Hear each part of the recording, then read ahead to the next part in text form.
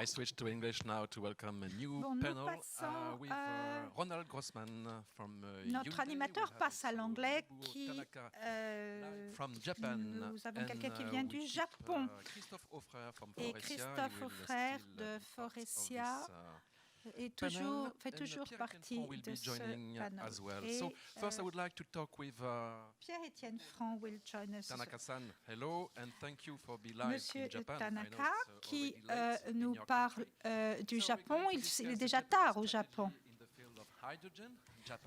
Le Japon est un pionnier dans ce secteur et la stratégie a été revue. Ceci sous l'influence des stratégies européennes.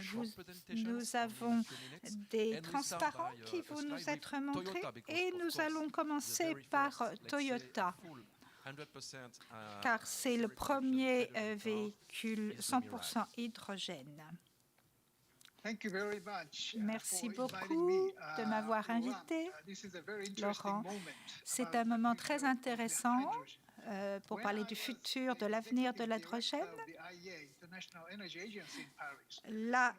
L'IAE à Paris, j'ai donné une présentation et j'ai présenté que l'hydrogène allait bientôt connaître un âge d'or. Et je suis convaincue quand j'écoute ce qui se dit ici, c'est que ça se passe en Europe. Et qu'en Europe, nous allons connaître l'âge d'or de l'hydrogène, bien sûr, qui sera également produit sur des énergies vertes. Et tout ceci favorisera l'hydrogène pour l'avenir.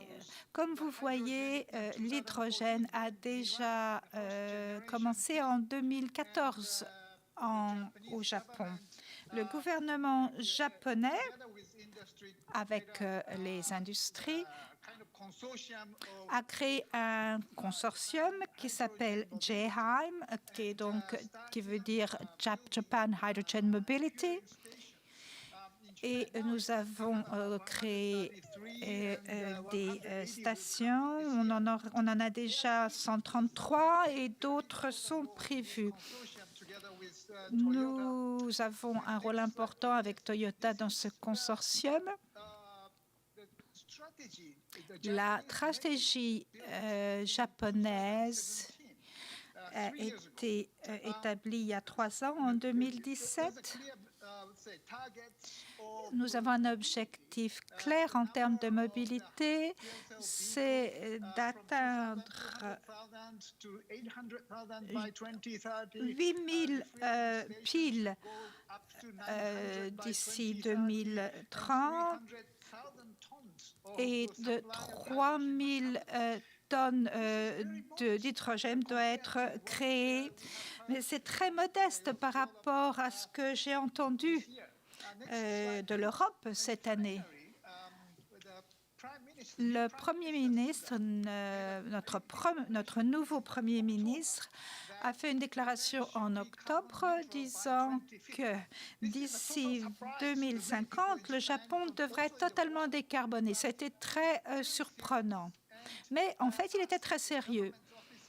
Et il a demandé à tous les départements gouvernementaux de mettre quelque chose sur la table d'ici décembre. Et voici ce que le gouvernement a mis sur la table à Noël, en fait, dernier. En fait, on voit que l'hydrogène est partout et que son utilisation va être accélérée à 20 millions de tonnes d'ici 2050.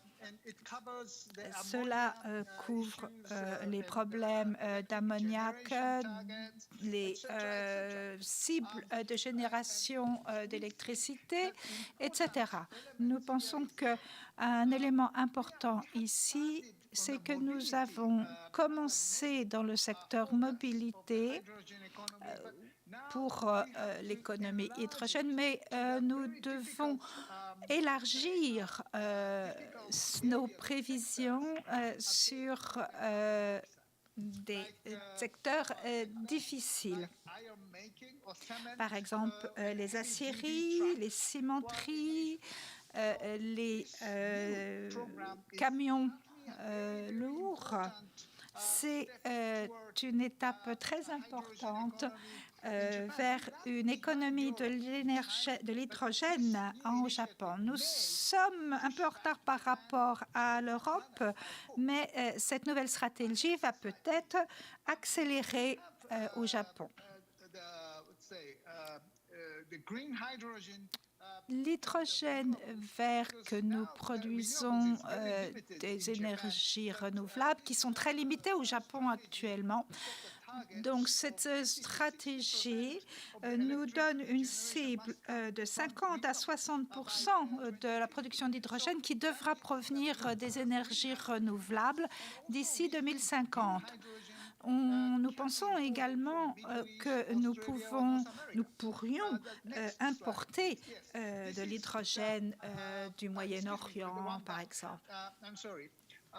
Excusez-moi, je vais revenir en arrière. Donc, le transparent nous montre l'idée d'un consortium sur l'ammoniac vert.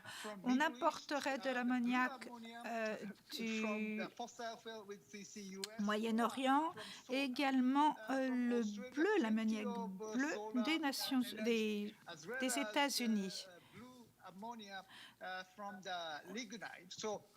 Ceci est produit en général avec de la lignite. Donc, l'ammoniac bleu serait un transporteur de l'hydrogène. Il y a bien entendu également l'ammoniac liquide. C'est une nouvelle entreprise qui est commencée avec l'Australie. L'importation d'ammoniac liquide produit par la lignite qui serait possible avec l'Australie. Ceci est en train d'être mis en œuvre par Toyota. Nous avons ici un modèle de transport qui est un système chimique qui est en fait une technique chimique qui utilise les citernes normales pour transporter l'hydrogène. On pourrait donc utiliser les infrastructures actuelles pour stocker et transporter l'hydrogène. Donc, ceci pourrait en fait remplacer à la fin la structure que nous avons au Japon. Et nous pourrions donc commencer une révolution qui a commencé aux États-Unis. L'ammoniac et l'hydrogène peut être commercialisé et ce sera en fait un produit matière première mondiale au même titre que le pétrole et le gaz et qui amènera les produits producteurs de ces matières premières à décarboner. Tokyo Electric et une autre société ont créé une joint venture et ce seront les fournisseurs d'énergie les plus importants dans le monde. Ils utiliseront un mix utilisant de l'ammoniac pour éliminer le dioxyde de carbone. Ce type de business model sera transféré dans les économies asiatiques pour un avenir proche. Ce genre de commerce d'importation combiné avec nos importations avec l'Australie et d'autres pays aidera et favorisera l'âge d'or de l'hydrogène. Le Japon s'est efforcé de créer une économie de l'hydrogène seul, mais ce n'était pas suffisant pour en créer une mondiale. Et la coopération internationale est très importante et je pense que l'Europe avance dans ce sens et nous sommes très heureux de travailler, de collaborer pour pouvoir promouvoir l'âge d'or de l'hydrogène. C'est une présentation d'or elle-même. Si vous êtes intéressé par la présentation, vous pourrez les obtenir sur notre site web. Merci beaucoup. Nous continuons avec Hyundai. Nous allons donc parler de la Corée du Sud dans quelques minutes. Je vais maintenant vous présenter Ronald Grassman, qui est chargé des piles combustibles à hydrogène. Ronald, d'abord, avez-vous des commentaires sur ce qui se passe en Europe? Nous voyons que nous avons de fortes ambitions sur ce continent. Merci beaucoup, Laurent, et merci de m'avoir donné cette occasion de présenter ce que Hyundai fait. Nous gardons un œil sur ce qui passe en Europe et nous le faisons depuis déjà plusieurs années. Les gouvernements et les décideurs, non seulement en Europe, mais dans le monde entier, je suis d'ailleurs d'accord avec Tanaka sur ce qu'il a dit, et à Hyundai, nous souhaitons donc appuyer cette transition. Concernant la fourniture de piles combustibles, nous avons donc déjà parlé des écosystèmes dans la présentation. Dans les quelques dernières années, nous avons déjà eu cette discussion sur la poule et l'œuf. Nous avons appris du passé et avec les efforts que nous avons faits ces dernières années, cela prouve au public que l'hydrogène fera partie de l'équation et que l'approche, la démarche d'écosystème combiné est valable. En Suisse, nous avons un exemple de ce type d'écosystème dont vous avez tous entendu parler, mais Marc va nous en parler plus en détail. Hyundai est très actif dans la promotion de ce type d'écosystème. Nous participons au Hydrogen Council. Aux États-Unis, nous sommes aussi très impliqués avec le département d'énergie en Californie. Mais ce type de projet d'écosystème est partagé par nous. Nous le partageons.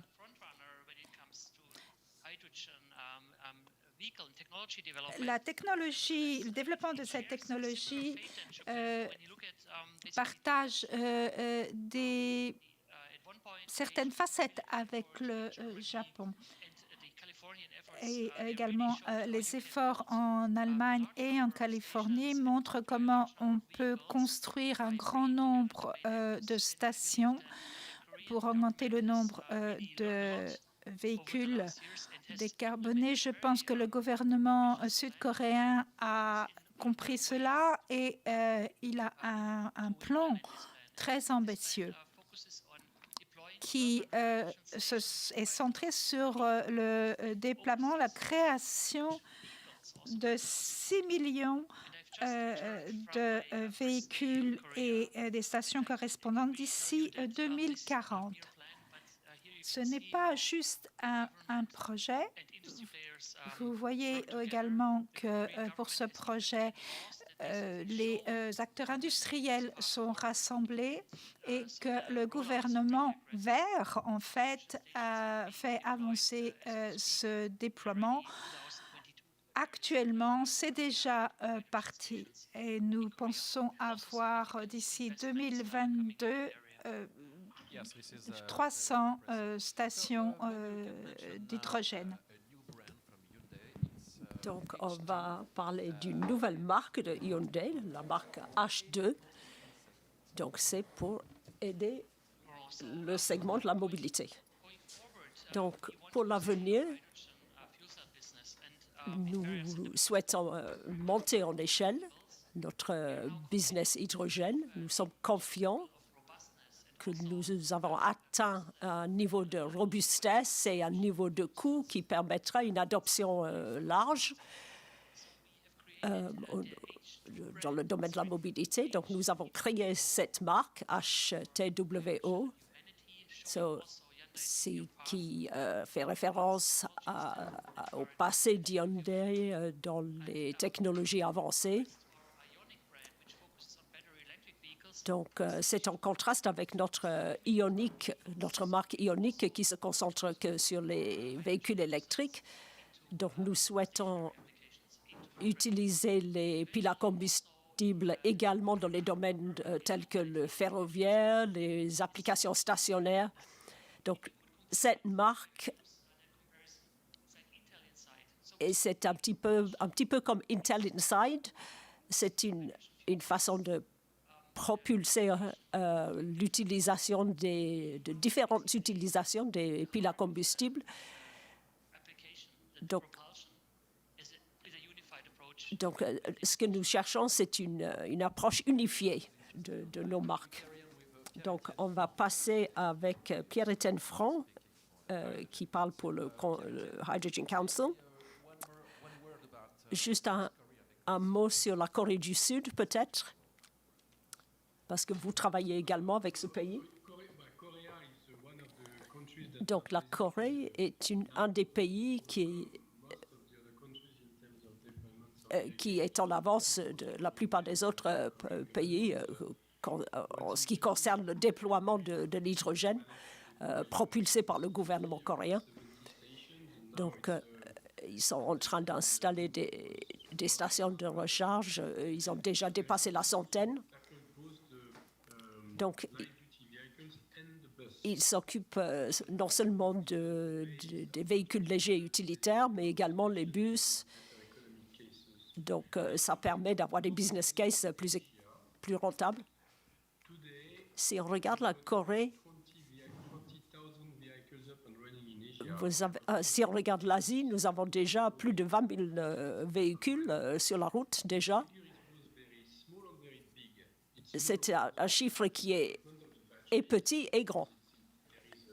Parce que, donc, par rapport au nombre de véhicules total, évidemment, ce n'est pas beaucoup, mais si vous comparez à la situation il y a 2 ou 3 ans, c'est énorme. Donc, avant, c'était la Californie qui était en avance. Maintenant, c'est la Corée. La Chine, ils ont développé les camions de taille moyenne et les bus pour atteindre à peu près le même niveau. Mais si on regarde la façon dont le monde avance sur ces sujets-là, on a vu ce que Valérie nous disait pour l'Europe. C'est au niveau des annonces en Europe, mais la Corée, c'est le seul endroit qui, pour l'instant, essaye de mettre en œuvre une approche systématique. L'Asie a focalisé sur le transport, mais ce que Tanaka-san nous a expliqué, le Japon cherche à éteindre les usages. C'est compliqué de comprendre le système entier, mais ils sont en train de déployer de multiples usages pour faire marcher l'économie de l'hydrogène. Donc, ils regardent également les solutions d'importer de faire des importations décarbonisées, mais ça va être important pour, par exemple, Singapour et pour d'autres pays en Europe. Donc, vous allez voir la même chose que nous avons vu il y a quelques années pour le gaz naturel liquéfié. Mais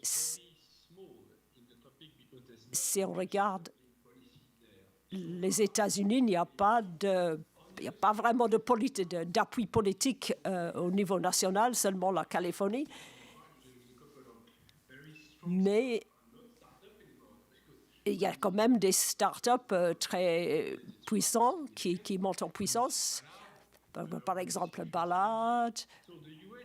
Donc, les États-Unis, c'est le chaînon manquant, mais je pense que la nouvelle administration qui arrive, ils vont commencer à pousser une politique plus forte sur l'hydrogène. Et je pense qu'à partir de là, ils deviendront incontournables. Voilà ce que vous avez pu dire, sur le Hydrogen Council. C'est un organisme très utile. Et l'énergie à l'hydrogène, donc là, vous avez un rôle de l'Europe qui a fourni un soutien très important pour ces technologies en Europe. Mais si on essaie de se focaliser sur les grosses sociétés, les gros acteurs, on a des réunions du Conseil. Je crois que nous avons déjà 100 ou 110 sociétés impliquées. Il y a des gens qui viennent de tous les côtés. Il y a une nouvelle vague qui s'annonce. Et là, il y a des noms américains qui s'y rajoutent. Comme vous savez, le Conseil essaie de mettre en place un dialogue structuré avec des études bien structurées qui montrent l'ambition de ce qu'ils veulent faire, avec le but d'atteindre la compétitivité. Donc, maintenant, nous allons pouvoir annoncer au public la semaine prochaine que deux choses. Nous avons besoin de clarifier pour ceux qui restent critiques ou incertains de l'hydrogène. Il faut leur expliquer l'évaluation du cycle de vie de l'hydrogène. Il faut leur montrer que c'est une solution propre et que c'est une solution incontournable. Nous allons également revisiter chaque année l'état de la situation pour montrer où nous en sommes avec les déploiements. Donc, fondamentalement, le dynamique est positif. Il y a plus de 200 projets en cours. C'est clair que certains projets sont plus réalistes que d'autres. Mais la plupart des projets, il faut se concentrer sur les projets qui sont réalistes parce que, clairement, il y a des investissements publics. Donc, il faut que l'argent soit dépensé sur des projets qui sont rentables, réalistes, etc. Et je pense que grâce à tous ces joueurs, tous ces acteurs, l'avenir se montre très positif. Donc, merci de vous intéresser aux acteurs globaux et pas seulement le marché français et européen. Voilà. Maintenant, on va parler un petit peu de la Chine, qui est le plus grand marché du monde. Juste, nous avons fait un système de stockage d'hydrogène pour Hyundai, également pour 1600 camions en Suisse. C'est une grosse commande pour nous. Donc, il y aura 7 réservoirs différents, 7 systèmes différents. qui vont porter à peu près, transporter à peu près 35 kilos d'hydrogène et ça donne une certaine autonomie de 1000 km ou plus. Donc, nous avons une proximité avec Hyundai en Corée. Nous travaillons ensemble avec eux sur la mobilité propre, etc. Donc, on souhaite continuer à travailler avec eux. Bon, pour la Chine, nous savons que la Chine a également des cibles sur la mobilité à l'hydrogène.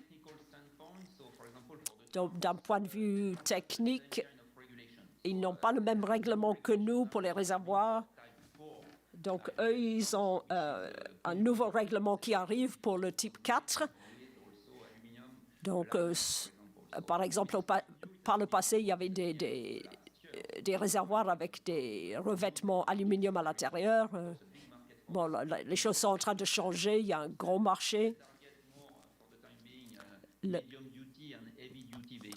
Pour l'instant, en Chine, ils sont en train, en première étape, ils ciblent plus les camions de taille moyenne et grande.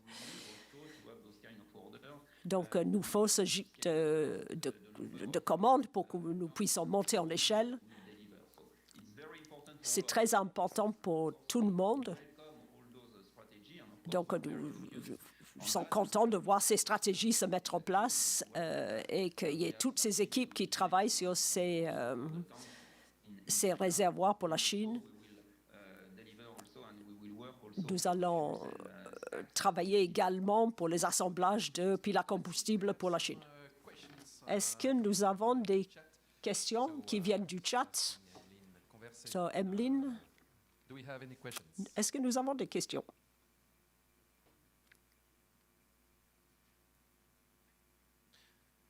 So we have a question for Tanaka-san. Une question pour Tanaka-san. Again, it's a question about the economical side. Concernant le côté économique, concernant l'ammoniac et l'hydrogène liquéfié. Quel est l'avantage économique? Yes, put your microphone on.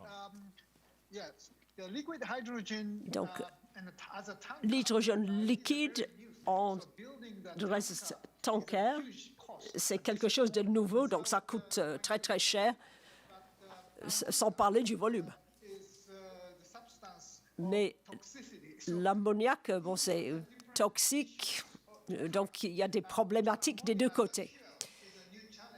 Donc, l'ammoniac en tant que combustible, c'est un autre problème. Il y a le coût de transport. C'est probablement moins cher que l'hydrogène, mais il y a les questions de sécurité. So it is a toluene with three particles of hydrogen. So that is Donc, il y a également d'autres possibilités. Un système avec l'ammoniac avec de l'hydrogène. Donc, il faut regarder le coût de transport, mais les coûts de l'infrastructure this new mode, but pour ces nouveaux systèmes. Mais le gouvernement japonais the deployment of est en train de I hope regarder comment enlever les règlements qui limitaient le développement de l'hydrogène et les renouvelables. transportation and when the Donc, je pense que ça va faciliter les choses pour le développement des transports, ça va réduire les coûts with green hydrogen or avec blue hydrogen, l'hydrogène vert ou bleu. hydrogen is probably cheaper than L'hydrogène bleu est moins cher pour l'instant que l'hydrogène vert, mais dès qu'il y aura les renouvelables en abondance, ça deviendra moins cher. Donc, il faut regarder lequel est le plus compétitif. À ce stade, c'est difficile de le dire. Encore une question, peut-être?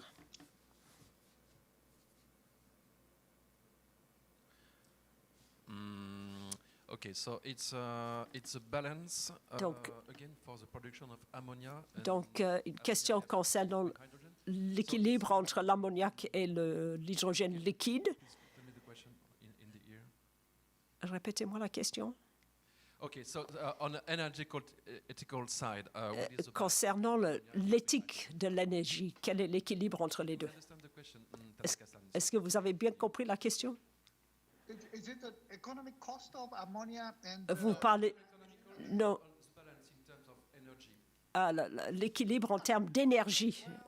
energy? En termes d'énergie, Ammonia is used as si on utilise l'ammoniac comme combustible emission avec autre chose, ça réduit, par exemple le charbon, ça réduit les émissions cogeneration or des firing is much easier. des usines de production d'énergie.